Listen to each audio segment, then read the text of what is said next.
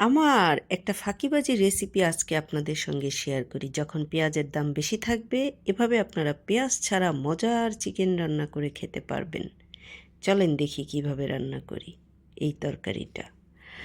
তো এখানে আমি কিছুটা চিকেন নিয়ে নিয়েছি, তার সঙ্গে সামান্য একটু টক দই, হলুদ, মরিচ, ধনে, জিরা দিয়ে আদা রসুন বাটা দিয়ে সুন্দর করে মেখে নিয়েছি। মেখে এবার কড়াইতে খুব সামান্য পরিমাণ তেল দিয়ে চিকেনগুলোকে ঢেলে দিলাম। আমি তেল খুবই কম খাই।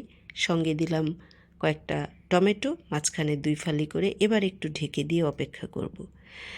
কিছুক্ষণ পরে আমি ঢাকনাটা খুলে টমেটোর যে খোসাগুলো আলগা হয়ে গিয়েছে, এই খোসাগুলো আমি ধরে ধরে ঝেড়ে ঝেড়ে তুলে ফেলবো কড়াই থেকে, কারণ টমেটোর খোসাটা আমার খুব একটা ভালো লাগে না। এবার চামিচ দিয়ে ঘুটে ঘুটে ঘুটে ঘুটে টমেটোগুলোকে সুন্দর করে চিকেনের সঙ্গে মাখা মাখা মাখা মাখা করে নিব, যাতে মিশে যায়। এবার একটু পানি দিয়ে চিকেনটাকে সেদ্ধ হওয়ার জন্য উপর থেকে ঢাকনা চাপা দিয়ে কিছুক্ষণ রেখে দিব।